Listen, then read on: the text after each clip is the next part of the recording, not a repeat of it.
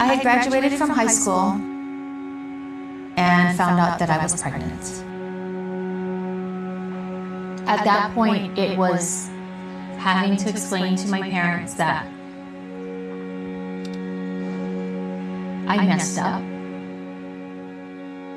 They had so many hopes and so many dreams for me. And here I went and messed them all up. My parents made me get married, had my daughter, and at that point, it was like, this is your life now. Everything started off fine. Then I started being abused. It was so bad that I left. And here I had to go to my parents again and say, I messed up again. I already was condemning myself because I had let my parents down. And now I was again a failure. Within a matter of a year, I had remarried. And I felt like everything was starting to repair itself. My husband had, at the time, had very high expectations of what we needed to be on the outside. And when we went to church, make sure you smile, make sure you look good. Don't divulge that you have problems. And so here comes this other layer of a different type of abuse. There was more of the emotional, the mental. Do you look good? Did you say the right thing? Because if you didn't, you're going to get reprimanded again. Long story short, here comes another divorce. Here I am already condemning myself for my failures. And I'm ready to tell my parents again that I failed again. I would sit in my bedroom and cry at night because I still felt like I was a failure. You're always going to be a disappointment. You're always going to be a failure no matter what you do. And I'm constantly telling myself this. It's just constant self-doubt. It's constant self-condemnation.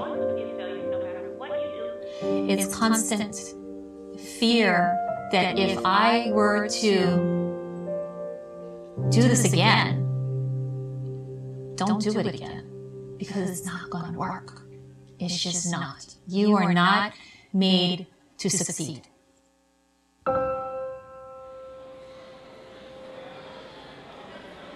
It wasn't until, at least 10, 15 years later, but I had met some new people at the job that I was at, and they had invited me to come with them to church. And I started hearing messages about this God who loves me. You still have these voices in your head going, not you. This is not for you. It's for all of them. You let so many people down. It just doesn't matter because you know what? God doesn't care about you. That's going on in my head, but yet my heart is telling me, listen to what is being said to you. Then I get set up on a blind date with this guy that I barely know, who, when we talked, he was talking about God. We start dating, and then we start going to church. As our relationship progressed, my relationship with God started to progress. Here's this man who, now I'm learning what unconditional love means. We get married, and we ended up doing really good for a little bit of time, and then we hit a rocky point. And I started going back to my old ways. Every time I looked in the mirror, I still saw unworthy. I still saw failure. I still saw you're not worth it. And about 3 years ago, we had hit one of those low points. I think that is exactly where I hit rock bottom. We had an argument, and I ran away. I ran to church. I sat in the third row, and I was just so broken. They began singing, and the Lord just hit me. I just broke. What a beautiful name it is. What a beautiful name it is. The name of Jesus Christ, my King. What a beautiful name it is. Nothing compares to this. What a beautiful name it is. The name of Jesus.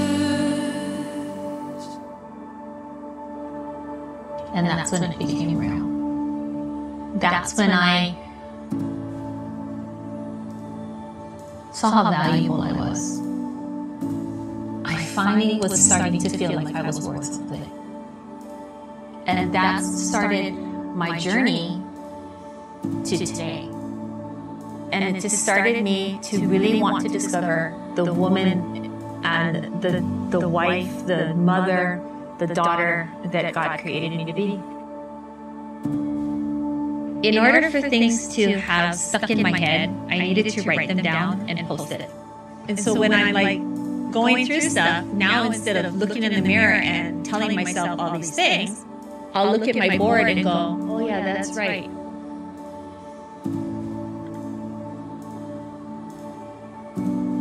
And I'm looking right now at Jeremiah 1:5. Where he says, I knew you before I formed you in the womb. Trust in the Lord with all your heart and lean not on your own understanding. I sought the Lord and he saved me. He delivered me from all my fears.